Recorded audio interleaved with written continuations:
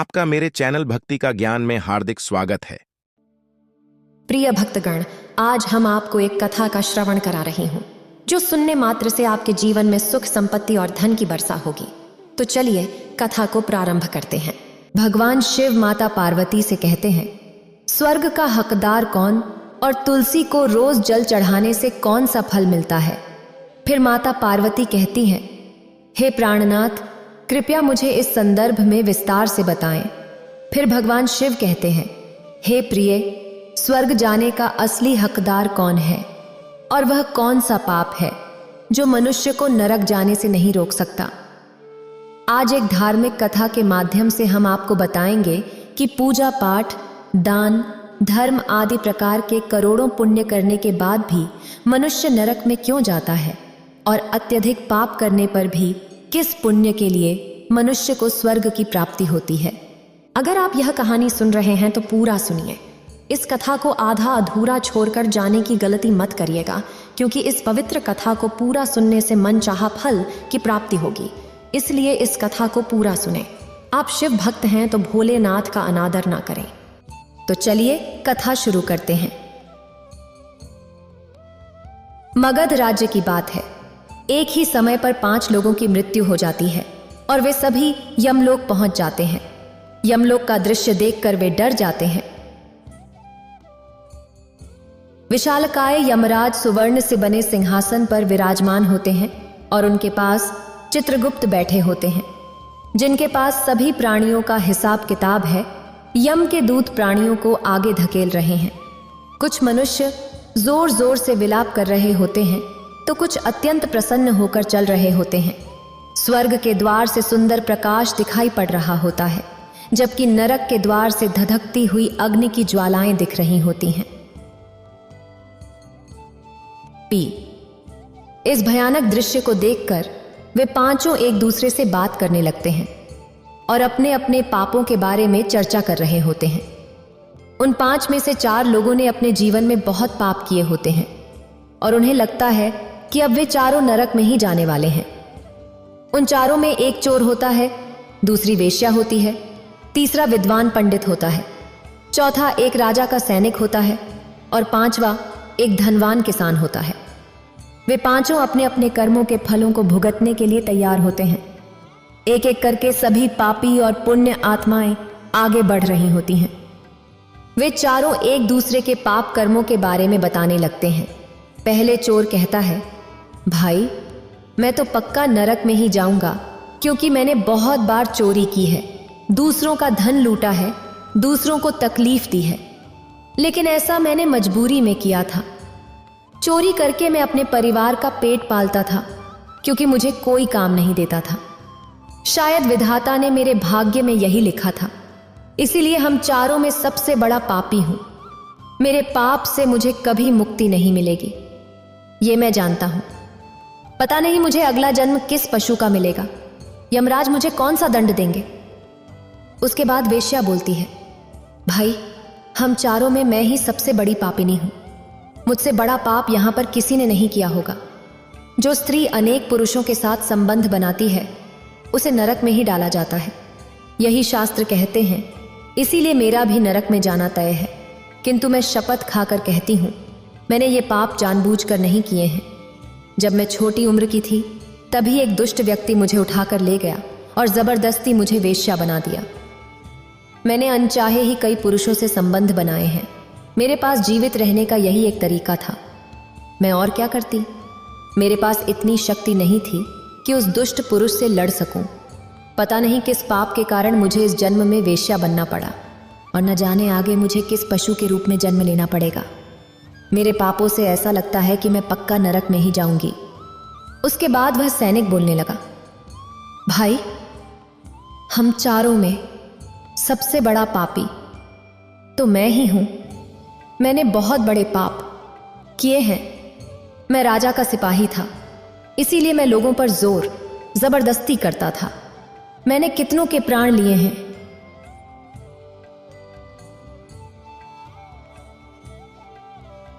जाने कितने मासूम लोगों को सताया है। न जाने कितने निर्दोष लोगों को मेरे हाथ से दंड मिला है। यमराज मुझे कभी माफ नहीं करेंगे और मैं निश्चित रूप से नरक में जाऊंगा। लेकिन मैंने ये सभी पाप जानबूझकर नहीं किए हैं। अपने जीवन के भय और परिवार के पालन पोषण के लिए मुझे ये पाप करने पड़े हैं। हमारा राजा जो कहता था उसका पालन हमें करना पड़ता था। भला कोई साधारण मनुष्य राजा के विरुद्ध कैसे जा सकता है? ये सभी पाप करते हुए मुझे अत्यंत दुख भी होता था और मैं जानता था कि इन पापों के कारण मुझे नरक की प्राप्ति होगी। लेकिन परिवार के मोहवश होकर मैंने ये काम किया है। लेकिन पाप तो पाप ही होता है, चाहे कैसे भी किया जाए। पश्चाताप करने का क्या फायदा? इसीलिए मेरा नरक में जाना तो तय है। उसके बाद वह विद्वान पंडित बोलता है, भाई, हम चारों में से सबसे बड़ा पापी तो मैं ही हूं। तुम लोगों ने जो पाप किए हैं वो जाने अनजाने में किए हैं या किसी ने तुमसे जबरदस्ती करवाए हैं या मजबूरी में किए हैं। किंतु मैं तो विद्वान था। मैं सब सत्य असत्य जानता था। मुझे सच और झूठ का ज्ञान था। लेकिन फिर भी मैंने धन के लोभ में ये पाप किए हैं। शास्त्र कहते हैं कि जो सब कुछ जानकर भी पाप करता है वह निश्चित ही नरक में गिरता है। मैंने अपने ज्ञान का दुरुपयोग किया है। मैंने अपने ज्ञान का उपयोग लोगों की सहायता के लिए नहीं बल्कि धन कमाने के लिए किया है। मेरे घर की परिस्थिति अत्यंत गरीब थी। मेरे पिता भिक्षा मांगकर गुजारा करते थे। लेकिन मैंने अपने घर की गरीबी को दूर करने के लिए धन लेकर ज्ञान देने की चेष्टा की है। शास्त्र कहते हैं कि जो विद्वान ब्राह्मण अपने ज्ञान का दुरुपयोग करता है उसे निश्चित ही नरक में जाना पड़ता है। मैंने लोगों को ज्ञान देने के बदले में उनसे धन लिया है। कभी किसी को मुफ्त में ज्ञान नहीं दिया।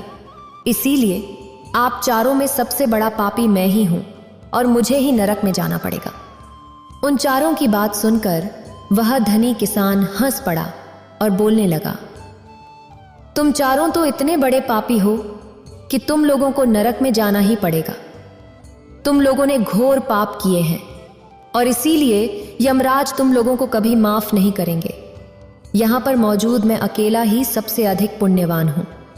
मैंने अपने जीवन में बहुत पूजा पाठ किया है, ब्राह्मणों को दान दक्षिणा दी है।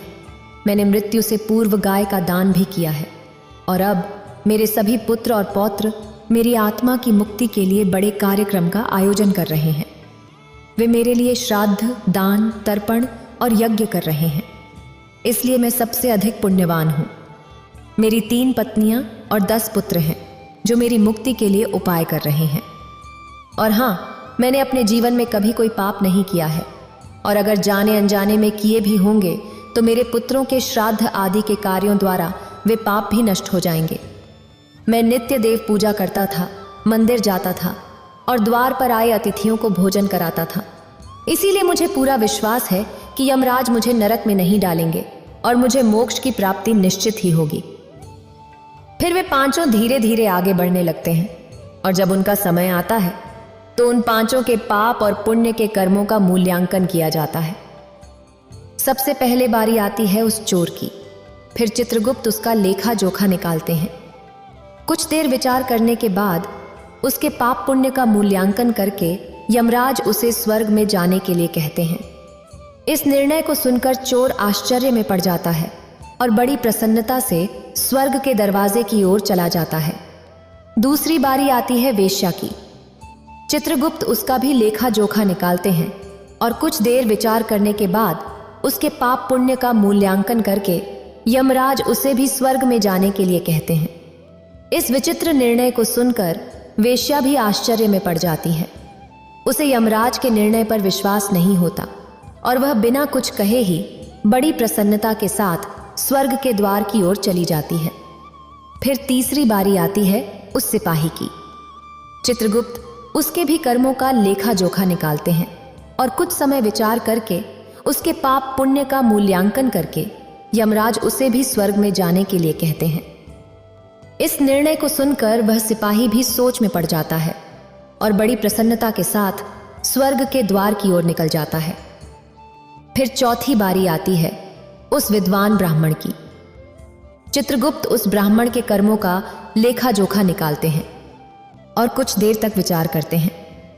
फिर यमराज उस ब्राह्मण को भी स्वर्ग में जाने के लिए कहते हैं। फिर वह विद्वान ब्राह्मण विचार करता है, मैंने तो पाप किया है, फिर मुझे स्वर्ग में क्यों भेज रहे हैं? फिर वह भी मन ही मन प्रसन्न होकर स्वर्ग के द्वार की ओर चलने लगता है। उन चारों को स्वर्ग में जाता देख वह धनवान किसान बहुत दुखी और क्रोधित हो जाता है। वह सोचने लगता है कि यह कैसा न्याय है, इन पापियों को स्वर्ग जाने का मौका मिल रहा है, फिर मैंने जो पुण्य के काम किए हैं उनका क्या? पापी और पुण्यवान एक ही जगह पर डाले जाएंगे तो पुण्य करने का फायदा ही क्या? फिर उस धनवान किसान को यम के दूत जोर से धकेल देते हैं और कहते हैं, अरे पापी, तू आगे चल, तुझे नरक में डाला जाएगा, यमराज तुझे माफ नहीं करेंगे। ये सुनकर वह धनवान किसान भयभीत हो जाता है और कहने लगता है, मैं तो स्वर्ग में जाऊंगा, मैंने कोई पाप नहीं किया है।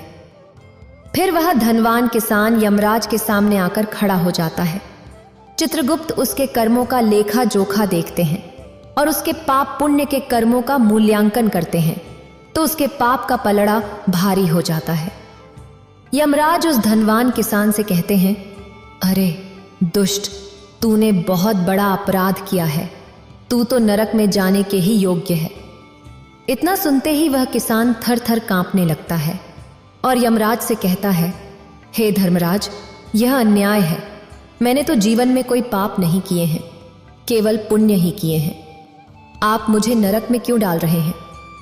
और मुझसे पहले जो 4 लोग गए थे वे तो घोर पापी थे, उन्होंने बड़े बड़े पाप और अपराध किए हैं, उन्हें तो आपने स्वर्ग में डाल दिया है। आप ऐसा अन्याय मेरे साथ क्यों कर रहे हैं? अगर ऐसा अन्याय होगा तो भला कौन सा मनुष्य धरती पर पुण्य करेगा? फिर यमराज कहते हैं, अरे पापी, तूने जो पाप किया है वह तो उन चारों के पापों के सामने कुछ भी नहीं है। तेरे एक पाप के कारण तेरा सारा पुण्य नष्ट हो गया है। अगर तूने यह पाप नहीं किया होता तो तू स्वर्ग में जा सकता था, लेकिन तूने यह पाप जानबूझकर किया है, इसलिए तुझे नरक में अवश्य जाना पड़ेगा। उस चोर ने मजबूरी में चोरी की थी, लेकिन वह दूसरों की भूख मिटाता था, गरीबों को दान करता था और उसने कभी किसी निर्दोष और गरीब व्यक्ति के घर चोरी नहीं की। उसके पुण्य कर्म उसके पाप से अधिक थे, इसलिए वह स्वर्ग में गया। दूसरी जो वेश्या थी वह अपने मन से वेश्या नहीं थी, उसे जबरदस्ती इस काम में डाला गया था और उस वेश्या ने केवल अपने शरीर को पीड़ा दी है, बाकी कार्य तो उसने पुण्य के ही किए हैं। वह रोज पशु पक्षियों को दाना डालती थी और जानवरों की सेवा करती थी, इसीलिए उसका भी पुण्य पाप से बड़ा था। तीसरा, वह सिपाही था जिसने राजा के हुक्म का पालन किया था, किंतु उसने भी बहुत पुण्य के काम किए हैं। उसने कई बेसहारा लोगों की मदद की है, इसीलिए वह भी स्वर्ग में ही गया है। चौथा, वह विद्वान ब्राह्मण था, उसने अपने ज्ञान का दुरुपयोग अवश्य किया है, किंतु वह नित्य गाय की सेवा करता था, दान धर्म करता था, इसीलिए उसके भी पुण्य पाप से अधिक थे और वह भी स्वर्ग में ही गया है। इतना सुनकर वह धनवान किसान बोलता है, हे धर्मराज, इन चारों ने जो भी पुण्य किए हैं वो तो मैंने भी किए हैं, बल्कि उनसे ज्यादा किए हैं। फिर भी मैंने ऐसा कौन सा पाप किया है जो मुझे नरक में भेजा जा रहा है? यमराज कहते हैं, हे दुष्ट, याद कर, तूने उस अबला विधवा नारी पर गलत आरोप लगाया था कि उसने तेरे घर पर चोरी की है, और इसके साथ ही तूने उसके ऊपर कई अन्य गलत आरोप लगाए थे। उसे व्यभिचारिणी और वेश्या कहकर उसके चरित्र का हनन किया था। राजा ने उसे सत्य मानकर उस अबला विधवा नारी को मृत्युदंड दे दिया था। हे पापी मनुष्य, ब्रह्म हत्या, चोरी, मदिरापान आदि प्रकार के घोर पापों से भी प्रायश्चित करके मुक्त हो सकता है, किंतु दूसरों पर गलत आरोप लगाने पर कोई प्रायश्चित नहीं है। जो दूसरों पर गलत आरोप लगाता है, सत्य जानकर भी दूसरों को झूठ कहकर उनके ऊपर दोष डालता है, वह सबसे बड़ा पापी है। उसके द्वारा किए गए सभी पुण्य नष्ट हो जाते हैं। इसीलिए तूने जितने भी पुण्य किए हैं वे सभी उस एक पाप के कारण नष्ट हो गए। फिर यमराज यमदूतों को कहकर उस पापी किसान को नरक ले जाने के लिए कहते हैं और वह किसान रोता बिलखता नरक के रास्ते पर चलने लगता है। तो श्रद्धालुओं, इस प्रकार धर्मराज ने कहा है कि कभी भी किसी पर गलत आरोप नहीं लगाना चाहिए। सत्य जानने के बाद भी असत्य का साथ नहीं देना चाहिए। जो दूसरों पर गलत आरोप लगाता है उसे यमराज कभी क्षमा नहीं करते। फिर भगवान शिव माता पार्वती से कहते हैं, हे देवी, तुलसी को जल देने के क्या फायदे होते हैं? तो चलिए कहानी के माध्यम से बताता हूं। एक बार की बात है, देवर्षि नारद भगवान श्री कृष्ण से मिलने के लिए द्वारिका नगरी में आए। नारद जी को देखकर भगवान श्री कृष्ण प्रसन्न होकर उनका स्वागत करते हुए बोले, आइए देवर्षि, द्वारिका में आपका स्वागत है। आज किस प्रयोजन से द्वारिका में आपका आगमन हुआ है? नारद जी ने कहा, हे प्रभु, आप सब कुछ जानते हुए भी पूछ रहे हैं। हे भक्त वत्सल, अगर दास को आज्ञा दें तो आपसे कुछ पूछने की चेष्टा करता हूं। बड़े दिनों से मेरे मन में यह शंका उत्पन्न हो रही है, सोचा आज आपसे पूछ ही लूं। श्री कृष्ण कहते हैं, हे देवर्षि, अवश्य पूछिए। आपकी हर शंका का समाधान करना मेरा कर्तव्य है। मैं जानता हूं कि आप अवश्य ही समस्त मनुष्यों के हित की बात ही पूछेंगे, इसीलिए आप निसंकोच होकर पूछिए। आपके मन में जो भी शंका हो उसका निवारण मैं अवश्य करूंगा। देवर्षि कहते हैं, हे प्रभु, देवी तुलसी का महात्म्य तो मैं जानता हूं और यह भी जानता हूं कि भगवान विष्णु को तुलसी का पौधा अत्यंत प्रिय है। किंतु हे प्रभु, तुलसी को जल देने से मनुष्य को कौन सा फल मिलता है? मैंने देखा है कि अनेक ऋषि मुनि तथा पृथ्वी लोक के निवासी तुलसी को जल अर्पण करते हैं। इसीलिए मैं आपके पास तुलसी को जल देने का महात्म्य जानने के लिए ही आया हूं। तुलसी को जल क्यों देना चाहिए और तुलसी को जल देने के क्या फायदे हैं? कृपया आप मुझे विस्तार से बताने की कृपा करें। भगवान श्री कृष्ण कहते हैं, हे देवर्षि, आप सत्य कहते हैं। वनस्पतियों में मुझे तुलसी सबसे अधिक प्रिय है। तुलसी साक्षात लक्ष्मी का ही रूप है। तुलसी पत्र के बिना भगवान विष्णु किसी भी प्रकार का भोग भी स्वीकार नहीं करते हैं। हे देवर्षि, आज मैं आपको तुलसी को जल देने के महात्म्य की एक अत्यंत प्राचीन कथा सुनाता हूं। इस कथा के माध्यम से आपके सभी प्रश्नों के उत्तर मिल जाएंगे। जो भी इस कथा को ध्यान से सुनता है उसे 100 वर्षों तक तुलसी को जल देने का फल मिलता है। इसीलिए देवर्षि, आप इस कथा को ध्यान से अवश्य सुने। देवर्षि कहते हैं, हे प्रभु, आपके मुख से साक्षात माता लक्ष्मी स्वरूपा तुलसी को जल देने का महात्म्य सुनना बड़े सौभाग्य की बात है। इसीलिए हे प्रभु, आप मुझसे इस महात्म्य को कहिए। मैं ध्यानपूर्वक इसका श्रवण करूंगा और इसका तीनों लोकों में प्रचार करूंगा। फिर भगवान श्री कृष्ण नारद जी को कथा सुनाने लगते हैं। प्राचीन काल की बात है, घृत पर्वत पर पुष्कर में श्यामदत्त नाम के एक विद्वान ब्राह्मण रहा करते थे। श्यामदत्त भगवान विष्णु की भक्ति करने वाले, एकादशी का व्रत करने वाले तथा भली भांति भगवान विष्णु की भक्ति में सदैव ही तत्पर रहते थे। वे नित्य तुलसी का पूजन किया करते थे। नित्य सुबह जागकर तुलसी को जल देना, तुलसी की परिक्रमा करना और संध्या के समय तुलसी के पास दीपक जलाकर भगवान विष्णु का नाम स्मरण किया करते थे। द्वार पर आए हुए अतिथियों का वे आदर सत्कार करते थे। द्वार पर आए हुए अतिथि को वे भगवान विष्णु का रूप मानकर ही उनका सम्मान करते थे। उस ब्राह्मण के गांव में भगवान विष्णु का एक अत्यंत सुंदर और शोभायमान मंदिर था। एक दिन वह ब्राह्मण सुबह जल्दी जागकर स्नान आदि कार्य संपन्न करके भगवान विष्णु के मंदिर की ओर निकल जाता है। उसके पास भगवान के पूजन की समस्त सामग्री होती है और साथ में तुलसी जल भी होता है। मंदिर को जाने के लिए जंगल के मार्ग से वह निकल पड़ता है। कुछ देर चलने के बाद उसे एक भयानक राक्षसी दिखाई देती है जो उसी की ओर बढ़ रही होती है। उस राक्षसी की आवाज इतनी डरावनी होती है कि सुनकर कोई भी डर से कांपने लगे। राक्षसी के दांत लंबे और टेढ़े मेढ़े होते हैं। उसकी लपलपाती जीभ और लाल रंग की आंखें बहुत भयानक लगती हैं। उसका नग्न शरीर और बड़े बड़े होंठ, सिर पर बड़े बड़े सींग होते हैं जिसे देखकर कोई भी साधारण व्यक्ति भयभीत हो जाए। वह भयानक राक्षसी ब्राह्मण को देखकर उसे खाने के लिए उसकी ओर बढ़ने लगती है। राक्षसी सोचती है, आज तो ताजा मांस खाने को मिलेगा। आज मेरा शिकार खुद मेरी ओर आ रहा है।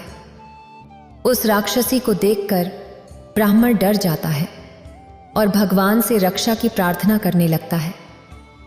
वह ब्राह्मण राक्षसी से बचने के लिए झाड़ियों के पीछे छिप जाता है, लेकिन राक्षसी उसके नजदीक आ जाती है और कहने लगती है, हे मनुष्य, तू मुझसे बच नहीं सकता, तेरी मृत्यु तय है।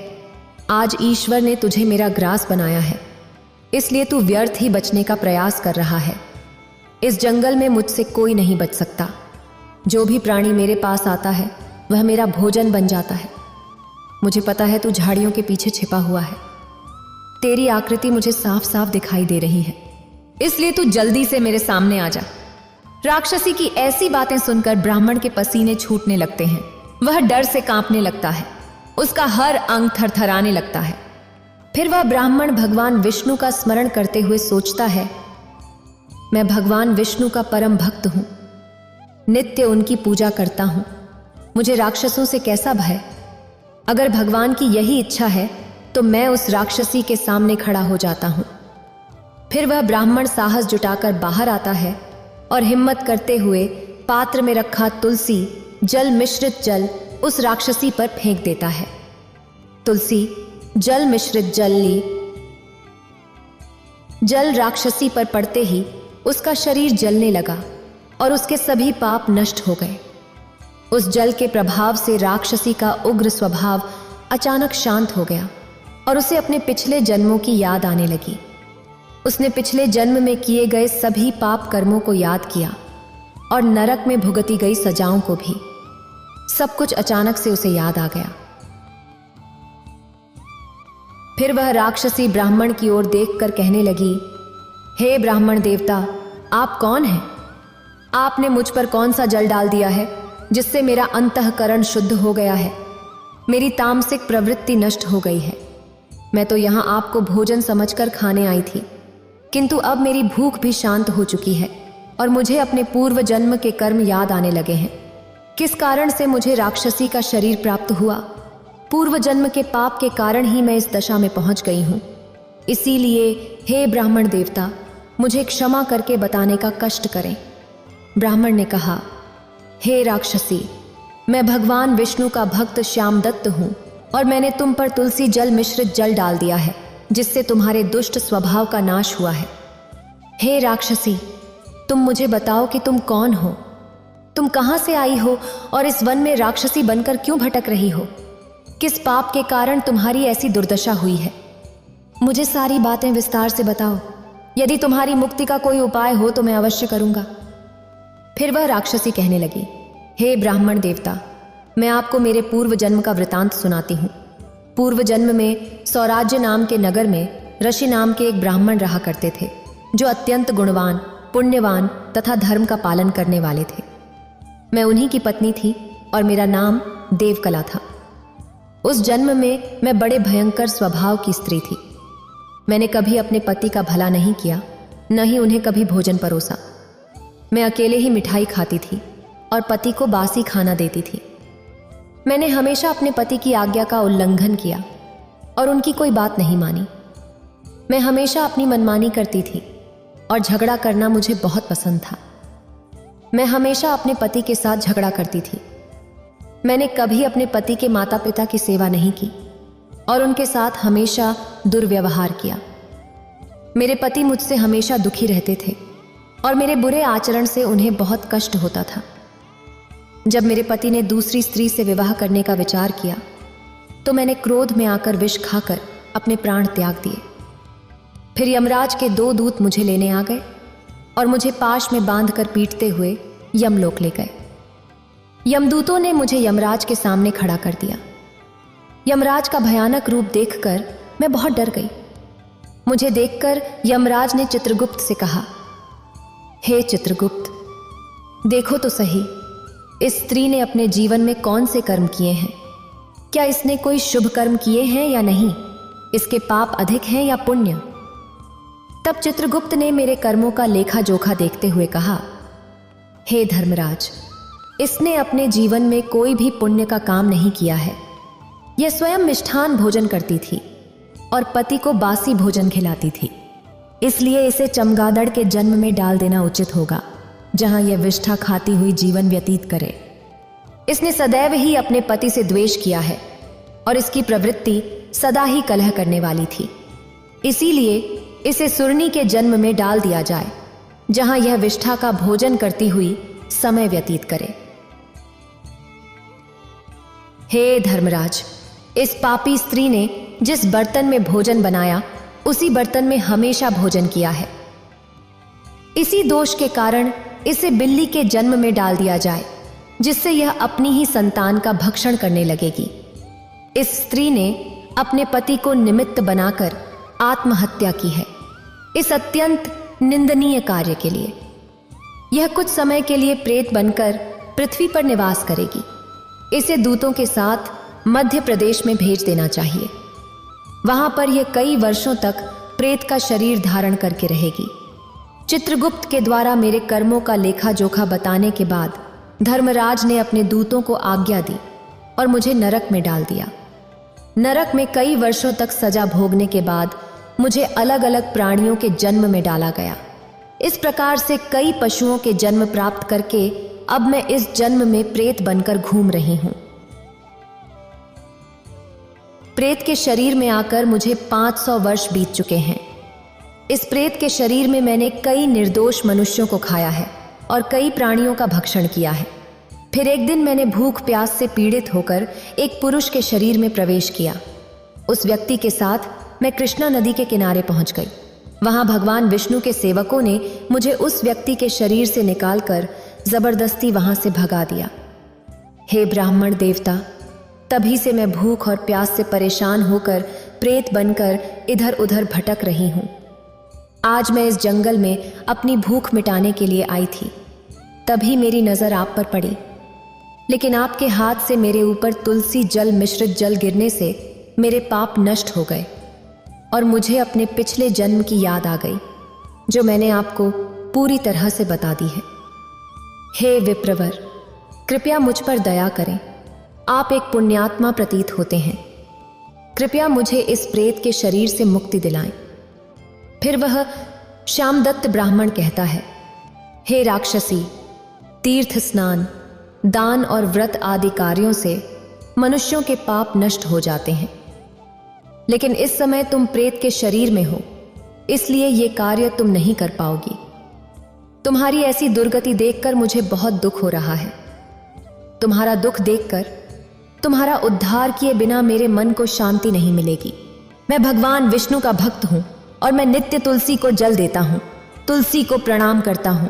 शास्त्र कहते हैं कि जो तुलसी को जल देता है उसके सभी पाप नष्ट हो जाते हैं। इसलिए मैं तुम्हें तुलसी को जल देने का पुण्य प्रदान करता हूं। इस पुण्य को लेकर तुम उत्तम गति को प्राप्त हो जाओ। मैं भगवान विष्णु के श्री चरणों में प्रार्थना करता हूं। इतना कहकर श्यामदत्त ने भगवान विष्णु का स्मरण करते हुए तुलसी मिश्रित जल उस राक्षसी के शरीर पर डाल दिया और कहा, हे प्रभु, मैंने सच्चे हृदय से तुलसी को जो जल चढ़ाया है उसका पुण्य इस राक्षसी को देता हूं। कृपया इसे मुक्ति प्रदान कीजिए। जैसे ही वह तुलसी मिश्रित जल उस राक्षसी के शरीर पर पड़ा, उसका राक्षसी शरीर भस्म हो गया और उसके शरीर से एक दिव्य रूप धारण की हुई स्त्री निकली। वह साक्षात देवी के समान तेजस्विनी दिखाई देने लगी। उसका रूप देखकर ऐसा लग रहा था कि वह स्वर्ग लोक की कोई अप्सरा हो।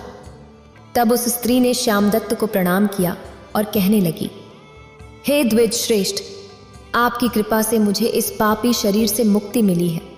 मैं पाप के समुद्र में डूब रही थी और आप मेरे लिए नौका बनकर आए हैं। फिर आकाश से एक दिव्य विमान जमीन पर उतर आया। उस विमान में भगवान विष्णु के 2 पार्षद बैठे हुए थे। उस दिव्य विमान और उसमें बैठे हुए पार्षदों को देखकर श्यामदत्त को बड़ा विस्मय हुआ। उसने उन पार्षदों को प्रणाम किया।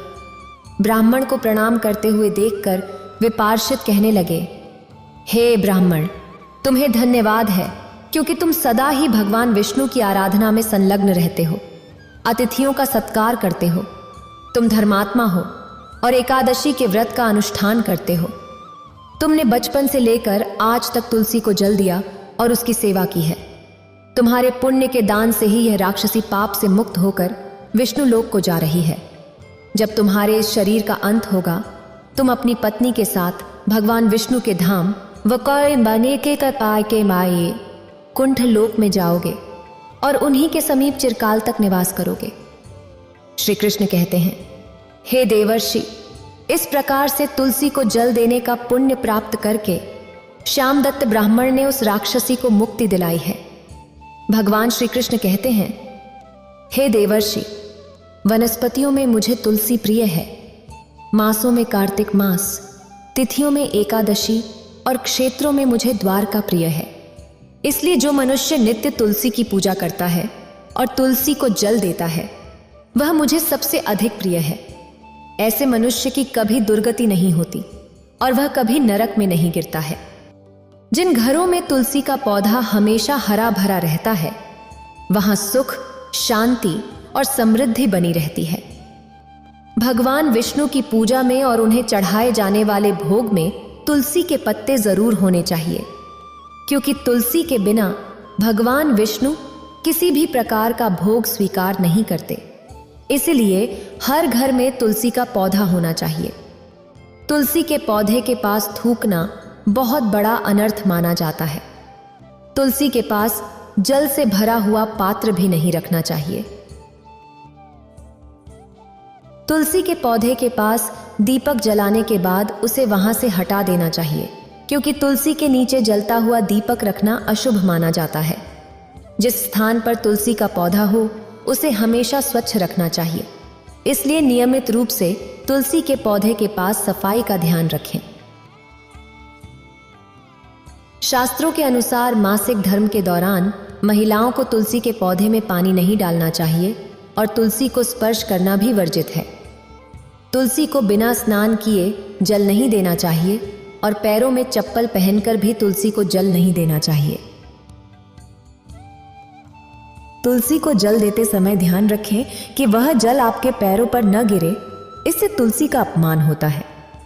श्री कृष्ण कहते हैं, नित्य तुलसी के दर्शन से मनुष्य को स्वर्ग की प्राप्ति होती है और तुलसी पत्र के सेवन से उसके सभी पाप नष्ट हो जाते हैं। तुलसी का पौधा हमेशा ही घर के सामने लगाना चाहिए। इसे पूर्व अथवा उत्तर दिशा में लगाना सबसे अधिक शुभ होता है। हे देवर्षि, इस प्रकार मैंने आपको तुलसी को जल देने का महत्व बता दिया है। अब आपकी सभी शंकाओं का समाधान हो गया होगा। देवर्षि कहते हैं, हे प्रभु, आप धन्य हैं। आपके मुख से तुलसी को जल देने का महत्व सुनकर मुझे बड़ी प्रसन्नता हो रही है। इस कथा का श्रवण करके मेरे मन की सभी शंकाओं का समाधान हो गया है। अब मैं इस कथा का तीनों लोकों में प्रचार करूंगा। तो श्रद्धालुओं, इस प्रकार भगवान श्री कृष्ण ने तुलसी को जल देने का महात्म्य नारद जी को सुना दिया। इतना कहकर भगवान शिव इस कहानी को समाप्त करते हैं। अगर आपको ये वीडियो अच्छी लगी हो तो लाइक करें और शेयर करें और मेरे चैनल भक्ति का ज्ञान को सब्सक्राइब करें। आपका धन्यवाद।